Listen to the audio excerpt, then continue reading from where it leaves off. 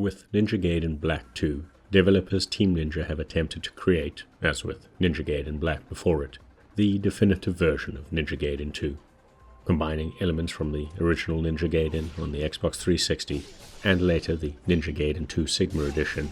Ninja Gaiden 2 Black straddles the line between both games. Which version is more definitive, however, might come down to the player, as the Ninja Gaiden games have a history of being significantly reworked by Team Ninja, leaving fans questioning and debating which is the better edition. Ninja Gaiden 2 is no different, with no less than 3 editions, or 4 if you count the PS Vita Sigma Plus edition, to choose from before now.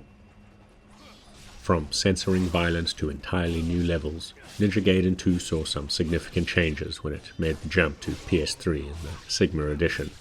Blood was changed to a different color, new bosses and levels were coupled with new playable characters, and you had online functionality for tag team missions that let you play with someone in bite-sized stages, chasing high scores. The game also reduced the number of enemies that the vanilla edition threw at you, with so many enemies on screen at some points that the Xbox 360 frame rate would tank into single digits. To counter this, the Sigma edition had fewer but more aggressive enemies that had higher health to deal with. Some aspects of the screen splattering mayhem may have been lost, but certainly none of the game's rage-inducing difficulty. And now, Ninja Gaiden 2 Black comes grappling in at a time when many have forgotten just how tough and fast action games used to be, aiming to take the crown as the definitive version of the game. However, before we get into the game's content, let's get the most obvious elephant out of the room: the updated visuals.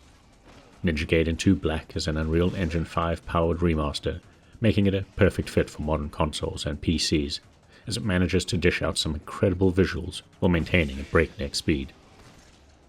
Team Ninja games have a history of looking good, but Ninja Gaiden 2 Black is a cut above them all. It straddles that line, when you see it for the first time, that tricks your memory into thinking this is how you remember it looking, while actually being far more impressive. And believe me, the visual difference is significant if you fire up the backwards compatible version of Ninja Gaiden 2 on an Xbox console for comparison.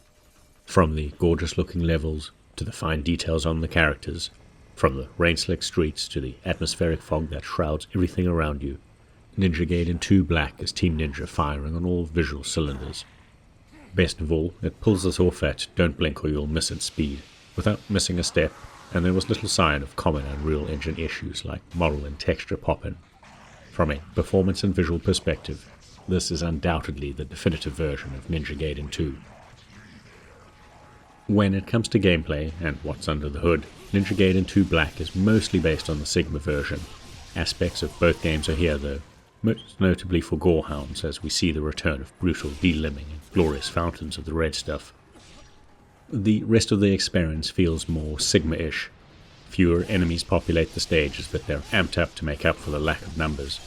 The 3 playable characters and their respective story chapters are here as well, along with 5 difficulty levels including a new, I think, hero difficulty that works as an easier mode. Some content has been removed though, such as the online modes, so tag team missions are now only playable with an AI NPC partner.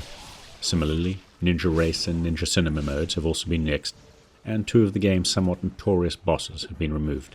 That's right, goodbye to the Statue of Liberty and giant Buddha statue fights. A fair number of costumes from Ninja Gaiden 2 have also seemingly received the axe, and some level items appear to have been rearranged. But there's possibly a ton of other changes, especially beneath the hood, that I'm not aware of as it's been a good many years since I've played either the original or its Sigma variant. The next big question is, of course, how does it play in 2025? The simple answer is still as brutally fast as ever. Make no mistake, this game will kick your ass and then some. Ninja Gaiden has always been about getting good, and not in that jerky way we've come to use the phrase since the Souls genre took off. If you do not get to grips with the combat system and improve your reaction times, you're not going to be having a fun time. This is about fast-paced tactical combat, and there's no grinding stats or using summons to ease the experience. It's a classic 3D hack-and-slash title that requires both lightning-fast reflexes and thoughtful consideration around threat prioritization. Sure, you can button mash and still pull off some cool moves, but if you don't learn Ryu's combat in addition to the aforementioned requirements, you're just going to look cool while flailing to your death. Enemies don't have the good manners to wait their turn to attack you. They pile in like a particularly enthusiastic car crash, and if you aren't up to the task, you will die. A lot. One of the best things about these games is the joy of watching the difference between a novice player and an expert one, and believe me, that is a sight to behold. The Ninja Gaiden games straddle a fine line between pure, exhilarating, limb-hewing cathartism, bone-crushing, controller-throwing difficulty, and yes, even some classic cheapness. If you don't like hard games, this is not for you. If I have one technical criticism, and it's one that stretches across the series, that would be the camera. To cut to the chase, it's awful. It was awful in Ninja Gaiden 2, it was awful in the Sigma version, and it's not much better now. It's a slow, cumbersome camera that struggles to keep up with the action, often displaying the worst possible view far too often. Even its default placement is frustrating for outdoor arenas, and only worse indoors or in confined areas. If there was anything that should have been overhauled during this remaster, it should have been the camera placement and behavior. So, wrapping up, does Ninja Gaiden 2 Black stack up as the most definitive version in light of the changes and a few lingering issues? Well, that, as I stated in the beginning, is still going to come down to how you first experienced it. One element that's hard to fault is how good Ninja Gaiden 2 Black looks, and it runs better than I expected. It's a gorgeous current-gen upgrade to an already gorgeous game, and it keeps the visual style intact. Gameplay-wise, some people will be fine with the changes and some won't. Is actually removing content a good idea? I'd say that depends on how good the content was to begin with, and whether or not its addition compromised the final product. Ninja Gaiden 2 Black is far from compromised, but perhaps retaining that content as optional extras and adding a way to toggle between the original and Sigma enemy compositions would have been ideal in a remaster. As such, I'm honestly not sure if this is the definitive version, but I do know it's the version I now prefer to play. Now, if only Team Ninja can give the other two games in the series the Unreal treatment. If you've got this far, please consider giving the video a like and maybe subscribing to our channel, as it helps us grow.